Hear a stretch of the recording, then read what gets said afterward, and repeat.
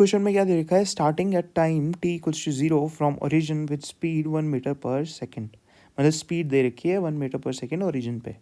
A particle follows a two-dimensional trajectory in xy plane so that its coordinates are related by the equation y equals to x squared by 2, मतलब parabola की equation दे रखी है. The x and y components of acceleration are denoted by ax and ay respectively. Then मतलब options check करने हैं. अच्छा, ए x और ए Y के टर्म्स में हमें दे रखा है, तो मतलब ये जो जनरल इक्वेशन हमें पैराबोला की दे रखी है, इसको मैं डिफरेंशिएट करके वेलोसिटी और एक्सेलरेशन के टर्म्स में लाऊंगा सबसे पहले. तो y equals to X squared by 2 को एक बार डिफरेंशिएट किया तो V Y equals to X times V X हमारे पास इक्वेशन नंबर 1 आ गई. ये काम आएगी अभी, इसीलिए मैं इसको इक्वेशन नंबर 1 मान रहा हूँ. एंड इसको दूसरी बार डिफरेंशिएट करेंगे तो ए वाई इक्वल्स टू एक बार एक्स कांस्टेंट और वी एक्स की डिफरेंस, मतलब A X X A X plus and एक बार वी एक्स कॉन्स्टेंट और एक्स की डिफरेंशिएशन, मतलब कि वी एक्स का सिंपली स्क्वायर. ठीक है, तो ये हमारे पास इक्वेशन नंबर 2. अब ऑप्शन ए चेक करते हैं कि A X equals to 1 metre पर second squared implies that when the particle is at origin ay equals to 1 metre पर सेकेंड स्क्वायर, है ना. अब देखो, इसको ध्यान से समझना है, इसमें थोड़ा सा कॉन्ट्रडिक्शन है. क्या कि ए वाई जो है हमारे पास 1 हो रहा है जब पार्टिकल ओरिजिन पे है. ओरिजिन का मतलब एक्स कॉमा वाई 0,0 पर. ओरिजिन का मतलब यही हुआ, है ना. तो एक्स की वैल्यू 0, ए एक्स की वैल्यू 1 मीटर पर सेकेंड स्क्वायर दे रखी है, प्लस वी एक्स का स्क्वायर की वैल्यू क्या आ जाएगी हमारे पास. ओरिजिन पे वी एक्स की वैल्यू क्या थी हमारे पास, 1 मीटर पर सेकेंड, जो दे रखी है ऑलरेडी हमें. तो हम इसको डाल देंगे तो ये हमारे पास ये आ गया.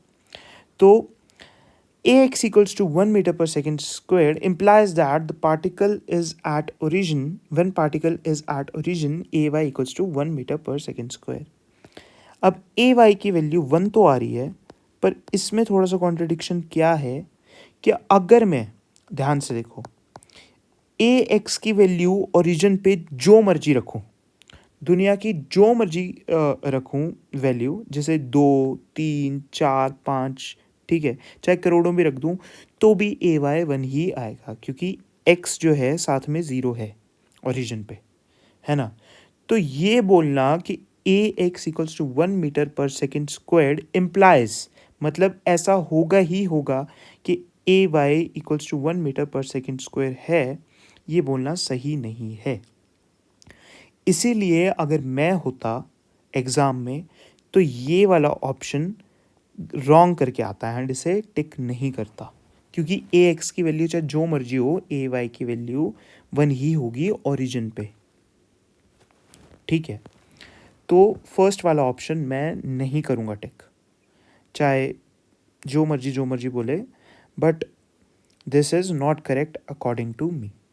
अब बी ऑप्शन हम चेक करते हैं. ये ए ऑप्शन था. बी ऑप्शन में क्या है कि A X equals to 0 implies A Y equals to 1 metre पर second square at all times.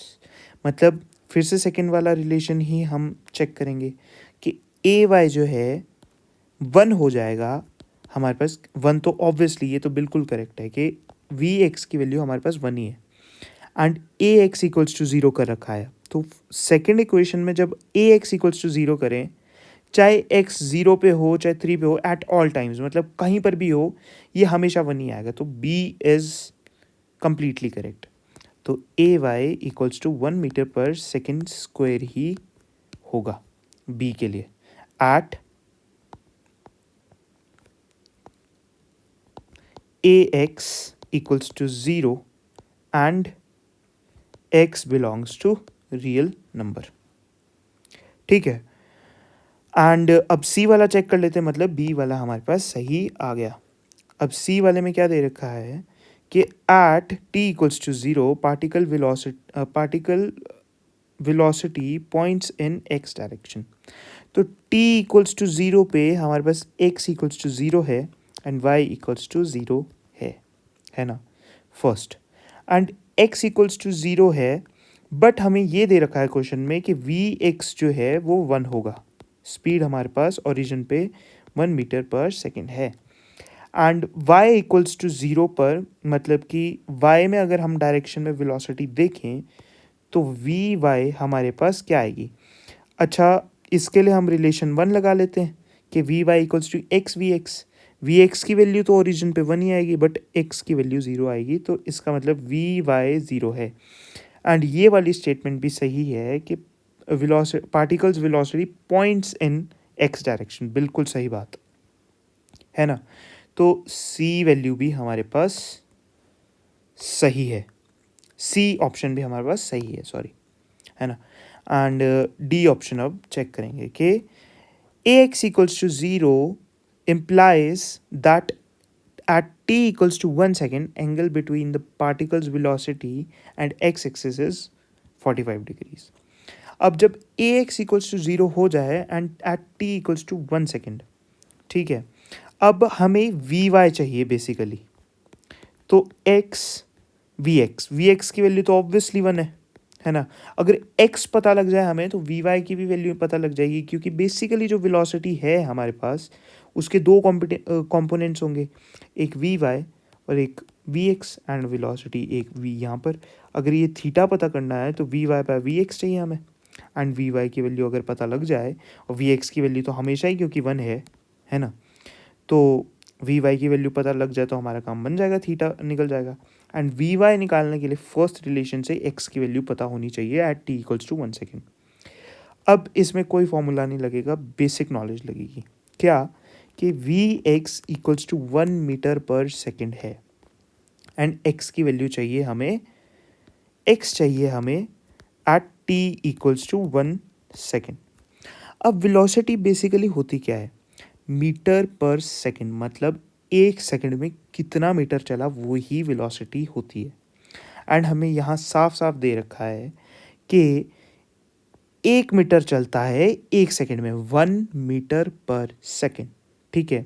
तो इसका मतलब at T equals to 1 second, मतलब एक सेकंड में एक्स कितना चला होगा, इसको क्वेश्चन मार्क को हटा दो, 1 मीटर चला होगा, 1 मीटर चला होगा, ठीक है, क्योंकि 1 मीटर पर सेकेंड हमारे पास वी एक्स की वैल्यू है।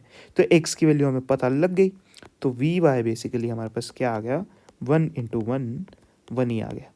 वी वाई की वैल्यू जब 1 आ गई तो इसको यहाँ डाल दो, तो टैन थीटा हमारे पास V Y upon V X मतलब 1, तो थीटा की वैल्यू 45 डिग्रीज आ गई, एंड दैट इज़ ट्रू। तो मतलब कि डी ऑप्शन भी हमारे पास सही आ गया। बहुत अच्छा सवाल था, एंड ए ऑप्शन मैं मार्क नहीं करूँगा, चाहे कोई सी भी कोचिंग इसका आंसर सही बताती हो या नहीं बताती हो, क्योंकि है कुछ कोचिंग्स जो बताती है, but A option is not correct, है ना। तो चलो आगे बढ़ते हैं दूसरे क्वेश्चन पे।